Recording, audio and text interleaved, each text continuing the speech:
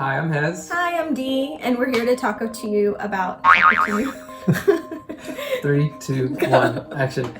Hi, I'm Hez. Hi, I'm Dee, and we're here to talk to you about our IUGR baby birth story. So we found out we were pregnant. It was definitely planned, and we're super excited. And in our 20-week scan, which was one of 2 scans that you were allowed into, we found out that baby had a velamentous cord insertion into the placenta. So what that meant was, if you think, and I do like this explanation that our doctor gave us, if you think of the placenta like a pancake that is kind of thick in the middle, you've got, you have visuals and guides. Yeah, so if you want to think of your placenta like this, ideally you want the cord to come right out the middle. Yep, just like that. But this one, the cord was inserted on the side. So as a result, sometimes the baby may not get all of the nutrients or all of the blood that it could possibly get, depending on where the cord is inserted. Nothing to really worry about, nothing you can control, but your doctor and your ultrasound technician will usually ask to keep a close eye on your scans from then on out and have you be more aware of any changes in movement, for example. So we were able to manage, our expectations together. Yeah, and made our way relatively easy pregnancy, I would say, apart from the first trimester. But leading up to the 36-week mark, which at that point we were told that the little one was slightly underweight for a baby at 36 weeks. And she was classified as an IUGR baby. So for those of you who don't know, IUGR stands for intrauterine growth restriction. And that's where the baby has pretty much grown to its full capacity. Yeah. And at that point, the rate of growth starts slowing down week over week. Fortunately for us, we found out at the 36-week mark, which meant 37 weeks, I'd be full term. But it was challenging because when we were prepping for the full term 40-week, birthday, we knew we had some time. We had, time for mental preparation and, our bags and etc. You name it. When she said, okay, we're booking you in Wednesday and she'll be here Thursday, we knew exactly when she was going to be here, and it's go time. It is go time, and yeah. as Div said, of course, this is Div's daughter, because baby would plan and organize her birthday, said, yes, hey, she would give you notice to make sure you have your ish together. And as Div would, yes. So as I would. Funny. So my kid, for sure. If it was right my here. baby, who knows when my little one would have appeared, just showing up, late. So we had a week to prepare, which thankfully we were already pretty well prepared. I think leading up to that 36-week mark, our goal was 30 weeks. At 30 weeks, let's make sure we have everything ready to go, just in case, because you never know, especially with your first baby. You want to be prepared and not caught off guard. So I think we did a great job of just being prepared enough. We did. We really did. And when we knew that we would have to go in, one thing I will say is, make sure you get yourself a doctor who is straightforward and who will not sugarcoat anything. When our doctor spoke to us about scheduling that induction for the week after, she said, here's what I want you to know so you don't panic when you deliver the baby. Because she is an IUGR baby, if she is underweight in a week, she said under 2,500 grams, she will immediately be rushed to the NICU, and we wouldn't get skin-on-skin time. Right. We would have missed the golden hour. Yeah. Just different, opportunities that mom and baby. Right. We would have missed out on that, and it could just take a whole different course. As the doctor mentioned, hey, if she's under 2,500 grams. This is where she's going, and don't panic. And don't panic. We're gonna do whatever we need to make sure baby is taken care of. So she was very straightforward with us about that, which we're very happy about. We are very particular about wanting to know the best case scenarios and the worst case scenarios, especially in situations like that, so we don't panic. So it was really, really good to know and just be aware this is a possibility, this could happen. We were also told when baby is out, if she is not breathing, I mean, that's a possibility with IUGR babies. Maybe their lungs haven't developed fully. She said, we'll do everything we can to get baby up and running, so don't panic. Baby up and running like she's a car.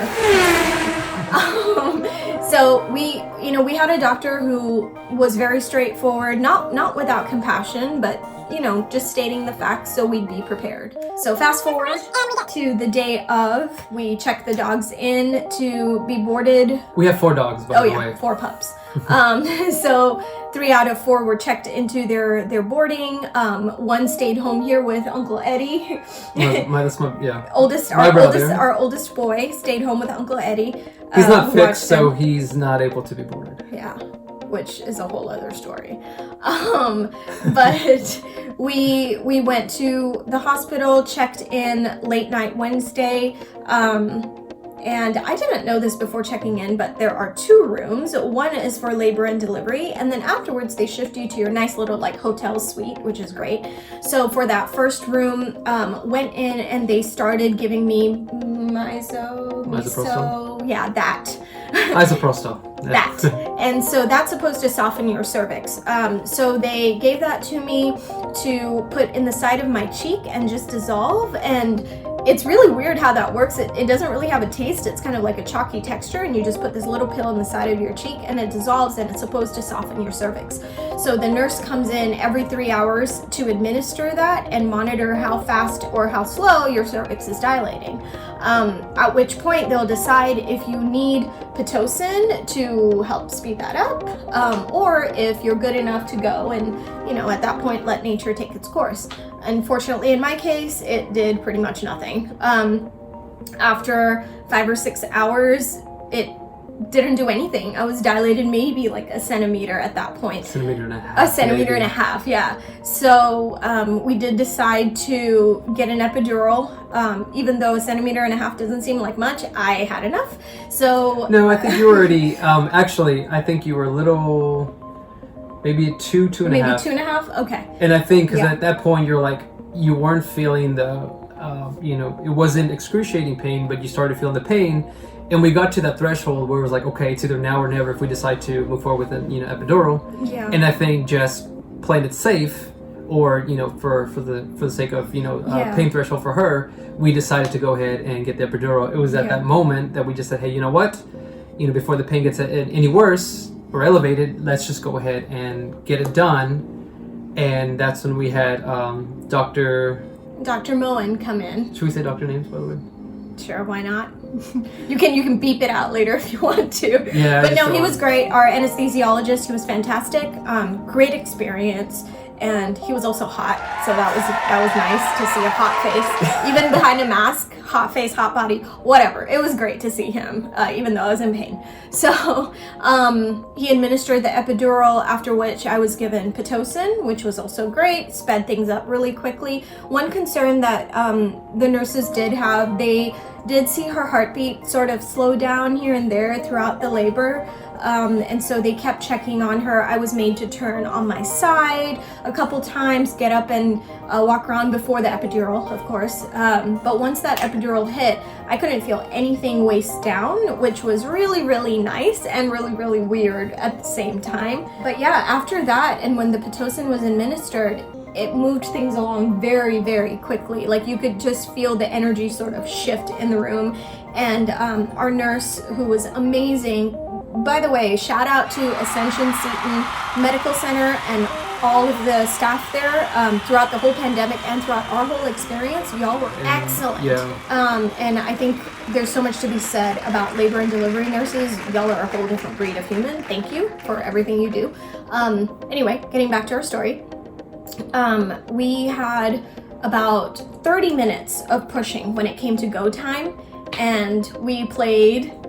We had the Harry Potter soundtrack. Playing in the background. The whole thing. It was just. Yeah. it was just kind of the theme, you know. It was the theme of the push. What would you call it? The push soundtrack. You It know? was the push soundtrack. Yes. And it, you know, we started at what 1:30 or 1 o'clock, and 30 minutes later. Well, 1:17 she was. 1:17. Excuse me. 17 minutes later. 17 minutes later, she was here, and Yeah. it was, you know, it was a very, you know, quick. It just. I couldn't believe it was done, you know, and Yeah. I'm by Div's side and, you know, holding her hand, got the camera here, and I'm kind of, you know, glancing. I wanted to see, you know, but once, you know, when it was all said and done, I was there, you know, front row, and I thought I did an amazing job being there for Div, you know, kind of talking her through, holding her hand, music, you name it, whatever I could. And 1:17, we were blessed with our beautiful baby girl, who, by the way, she was 500 grams More. underweight coming in. Right. The week before. Yeah. So when she was born, she had gained 165 grams above that what she 2,500 gram needed. limit. So she did not have to go to the NICU. So for anyone out there who's going through this experience, like, just have faith, even if it seems like baby is not going to be where baby needs to be. You know, you have a team behind you, and she's going to get taken care of. And there's also somebody up there looking out for you. And we will be praying for you, like, every day, for anyone else going through this experience, because it is very, very stressful. Hoping and praying that your baby doesn't have to go to the NICU as soon as they're born. And another thing I forgot to mention, my water did not break. So that was something else that I didn't expect. I think, you know, picturing your whole birth story, you have this thing of like dramatic water breaking moment. You know? Yeah, and it didn't happen at all. My doctor actually came in and used something that looked like a knitting needle. A knitting tool, and just and then just very unmovie like. And then 1:17 she arrived, and Dad cut the cord, and we did opt for delayed cord clamping. For delayed cord clamping, for those of you who don't know, it's when the cord stops pulsing completely, so baby gets all the blood in that umbilical cord, which experts say can give the baby the amount of iron the baby needs up until it's a year old. So I think that's a really great thing. It builds immunity as well, so we opted for delayed cord clamping. We were fortunate enough to get the golden hour all to ourselves. So she was able to do skin on skin with me. And she latched like instantly. She latched immediately. Smart little one. And here she is. She wants to make an appearance. Do the side view. It's surreal. It is surreal that we have a daughter. Yeah. That I have a daughter. It is amazing, and she's a beautiful, beautiful little girl, and healthy, and that's the most important thing. And she truly is a blessing. And that's one thing about IUGR babies. You know, don't obsess over the weight.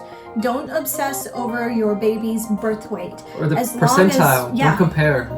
You know, don't stress yourself out about those numbers, because as long as your baby is healthy, that is all that matters. I mean, so you know, your baby will grow, and stay positive. And if your family doesn't understand what IUGR is, explain it to them. And look at the little arms. It's gonna be fine.